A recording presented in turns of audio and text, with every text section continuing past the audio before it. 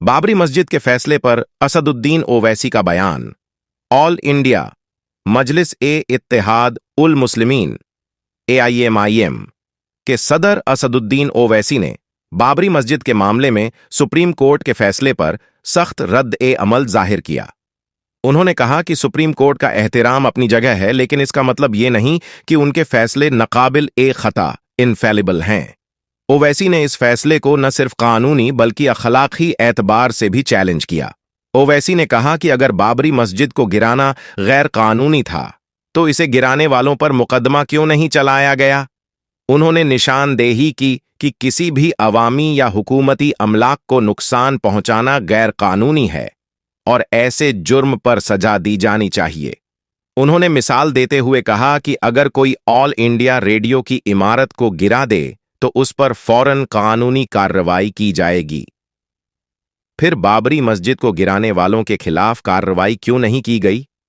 असदुद्दीन ओवैसी ने खास तौर पर लाल कृष्ण आडवाणी और दीगर रहनुमाओं पर चल रहे मुकदमात का जिक्र करते हुए कहा कि अगर बाबरी मस्जिद को गिराना कानूनी था तो इन रहनुमाओं पर मुकदमा क्यों चल रहा है, और अगर यह अमल गैर कानूनी था तो फिर अदालत ने मस्जिद गिराने वालों के हक में फैसला क्यों दिया।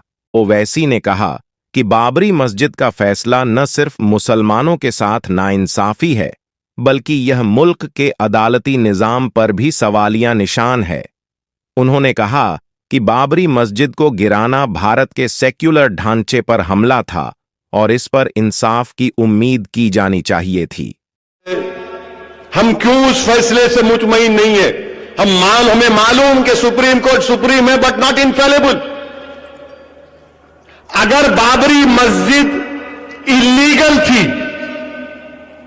यह चीज अगर कोई इलीगल है, अगर आप इसको तोड़ दिए, इस माइक को आप तोड़ दिए, इलीगल है, तो आप पे केस नहीं बुक होना ना।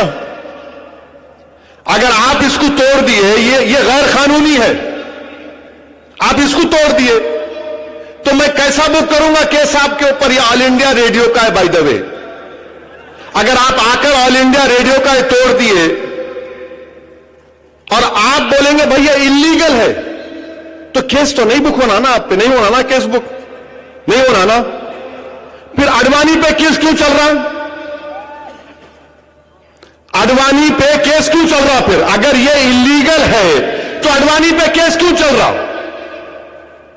और अगर ये लीगल है तो फिर अडवाणी को क्यों मिल रही जमीन? हो